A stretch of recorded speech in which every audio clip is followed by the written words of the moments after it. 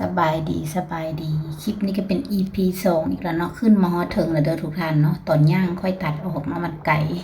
ย่างคดย่างเคี้ยวทุกท่านตอนนี้ก็ขึ้นมาฮอดแล้วเนาะขวดที่มันสูงเนาะทุกท่านค่อยยานตัวนี้ขาสั้นทุกท่านอาจจะเนียนไปเห็นเบื้องเงินนะซ้ายมือของทุกท่านเนาะตอนที่เบื้องโทรศัพท์แล้วเบื้องขวามือที่เป็นหนทางที่ค่อยขับรถออกไปเมื่อกี้นี่เนาะขับรถลงไปเนาะขับรถผ่านมาสันซาผ่านลงไปโค้งลงไปแล้วจะได้ย่างขึ้นมาไม่ได้ทุกท่าน ข่อยยานเนาะมันค่อยบ่กล้าไปไกลจะพวกท่านเบิ่งกันหนังรูปเหมือนดำๆมันหนทางได้เห็นบ่หนทางที่ว่าที่ว่าเพิ่นมาจากอันน่ะบ่อนไปแต้มอีกตัวนึงเนาะบ่อนที่ไปกันมันมีบ่อนกันระหว่างเนวาดากับอาริโซนาเนาะทุกท่านบ่อนนั้นสิเป็นชายแดนเนาะแต่ตัวนี้อยู่เทิงขวาทุกท่านนะเทิงขวาทางผ่านแดมลงไปเนาะข้าเจ้าย่างไปพุ่นน่ะสุดๆพุ่นน่ะทุกท่านไปไกลๆทางกลางพุ่นเนาะค่อยยานทุกท่านค่อยสั้น มันสูงแฮงนะทุกท่านบ่สูงเท่าใดเนาะบ่ได้อ่านนะเมื่อกี้นี่ก็ได้เนาะพุ่นน่ะพวกท่านเบิ่งไหมค่อยกล้าๆมาเบิ่งแตาซ้ำนี่แหละทุกท่านเด้สิเอากล้องออกไปส่องค่อยก็บ่กล้าทั้งตื่นเต้นทั้งย้านทั้งอยากเห็นพุ่นน่ะทุกท่านเบิ่งรถอยู่ลุ่มเด้อทุกท่านเห็นหนทางบ่เนาะมันสูงได้แท้ได้ทุกท่านเราจะได้ค่อยก็สิลงไปพุ่นแล้วเนาะเด้ข้าเจ้าน่ะย่างไปเป็นแบบสบายลมก็แฮงนะทุกท่านลมแห้งๆแล้วเฮาเบิ่งนี่ก็เป็นหนทางรถเนาะแล้วเบิ่งเจ้าเฮ็ดทางให้คนย่างไปเบิ่งอะนะย่างไปเบิ่งบ่นั่นน่ะ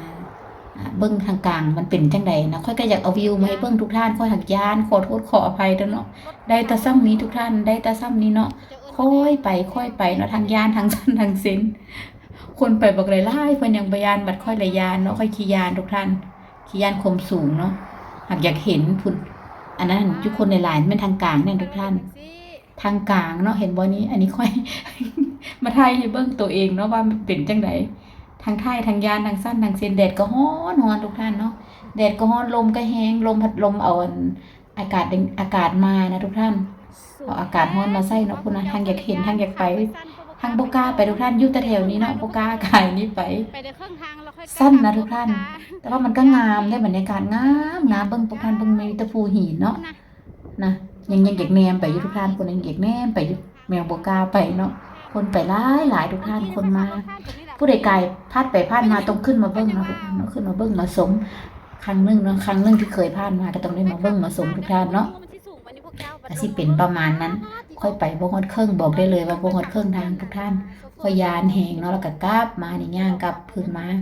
มันก็สิมีป้ายตัวสีฟ้าทางหน้าเขียนว่าเนวาดาเนาะทุกท่านก็เป็นรัฐเนวาดาเนาะอันนี้ก็เป็นทางลงแล้วทุกท่านลงไปแล้วบัดนี้เพราะว่าบ่ไหวแหงขาสั้นทางฮ้อนทางสั้นทาง ทางอย่างทุกท่านเพราะว่ามันสูงแฮงว่าซั่นซะสูงคลิปต่อไปค่อยสิเอาคลิปที่ว่าถ่ายจากทางลุ่มขึ้นมาให้เบิ่งเด้อว่าความสูงเพิ่นเป็นจังไดว่าย้อนหยังค่อยจึงยาเนาะทุกท่านเนาะค่อยจะเอามาให้เบิ่งให้สมเพราะมันสูงแท้ๆนี่ล่ะเนาะสูงคักสูงแน่